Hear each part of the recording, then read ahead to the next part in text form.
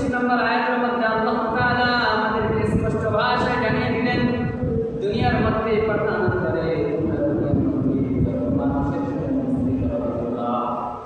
মনে রাখবা, দুনিয়ার মধ্যে যত মানুষ তোমাদের সাথে থাকবে, যত মানুষের সাথে তোমরা মিশ্রিত থাকবে, প্রত্যেকের থেকে আল্লাহ এবং তার রাসূলকে ভালোবাসতে হবে।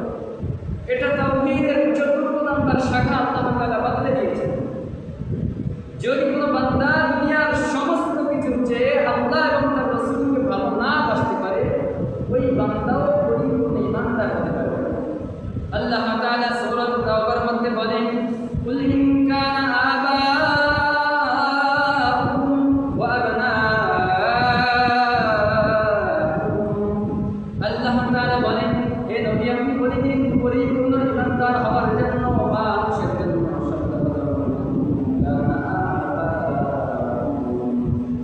তাদের বাবা মা, ওয়া আবনাউকুম এবং তাদের সন্তান সন্ততি,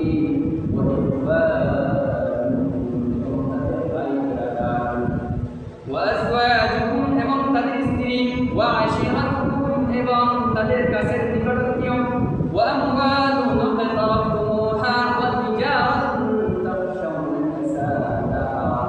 আল্লাহ তাআলা বলেন, ওয়া আমওয়ালুন ইকতারাফতুমুহা এবং তাদের সম্পদ, যেই সম্পদ তারা নষ্ট হয়ে যাওয়ার ভয় পায়।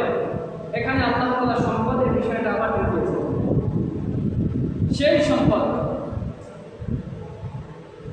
যেই সম্পদ নষ্ট হয়ে যাওয়ার ভয় মানুষ করে, কমে যাওয়ার ভয় মানুষ করে। আমাদের সম্পদের ভয় আমরা করি না যে কোথা থেকে যেন আমাদের সম্পদ নষ্ট হয়ে যাবে, কোথা থেকে যেন আমাদের সম্পদ কমে যাবে। এই জন্য নিজেদের সম্পদ, সেটা টাকা হোক বা জমি, তার দিকে আমরা বেশি খেয়াল রাখি, বেশি খেয়াল রাখি। আল্লাহ তাআলা বলেন, ইকতারাফতুমুহা এমন সম্পদ যেই সম্পদ নষ্ট হয়ে যাওয়ার, কমে যাওয়ার ভয় তোমাদের মধ্যে থাকে, তোমাদের এমন সম্পদ। তারপরে বলেন, ওয়া তিজারাতুন তাখশাউনা কাসাদাহা এবং তোমাদের ব্যবসায়িক সম্পদ, যেই সম্পদ নষ্ট হয়ে যাওয়ার ভয় থাকে। আল্লাহ তাআলা বলেন, ওয়া মাসাকিন তারদাউনাহা আহাব্বা ইলাইকুম মিনাল্লাহি ওয়া রাসূলিহি। আল্লাহ তাআলা বলেন, তোমাদের জন্য যে 8টি সম্পদের ব্যাপারে এখানে উল্লেখ করা দেওয়া হয়, তোমাদের পিতা থেকে শুরু করে, এই সম্পদের থেকে যদি আহাব্বা ইলাইকুম মিনাল্লাহ, আল্লাহ তাআলাকে মহব্বত করো, ওয়া রাসূলিহি তার রাসূলকে মহব্বত করো।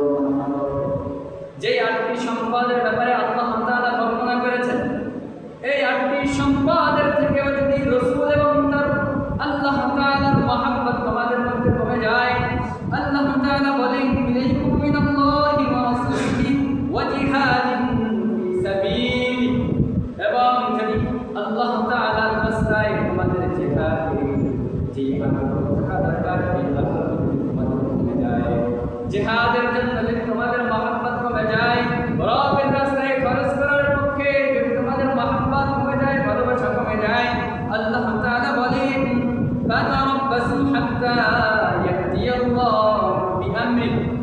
রব্বুল আলামিন ডেকে বলেন, এই 3টি বিষয়ের থেকে যদি মহব্বত দুনিয়ার মানুষের জন্য বেড়ে যায়, মনে রাখবা আল্লাহ তাআলা তোমাদের জন্য আযাব প্রেরণ করবে, তার অপেক্ষায় থাকো।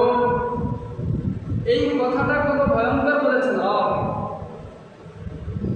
আহাব্বা ইলাইকুম মিনাল্লাহি ওয়া রাসূলিহি ওয়া জিহাদিন ফি সাবিলি।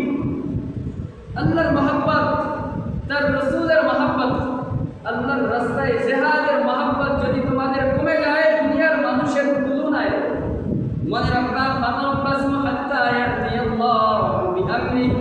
আল্লাহ তাআলা তোমাদের জন্য মুসিবত পাঠাবেন, তোমাদের জন্য গজব পাঠাবেন, তার অপেক্ষায় থাকো।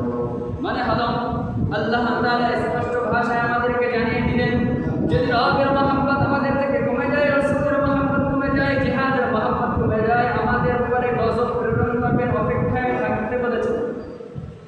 গজব চলছে কিনা আমাদের উপরে? আমাদের উপরে বর্তমানে গজব চলছে।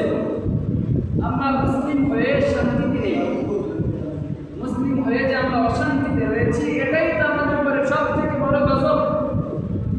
আল্লাহর নবী নবী সাল্লাল্লাহু আলাইহি ওয়াসাল্লাম বলেন, যখন তোমাদের উপরে মুসিবত আসবে, আমি চলে যাওয়ার পরে তোমাদের উপরে যখন বারবার ফিতনা ফাসাদ বের হবে চলে আসবে, রব্বুল আলামিন আল্লাহ এবং তার রাসূলকে আল্লাহ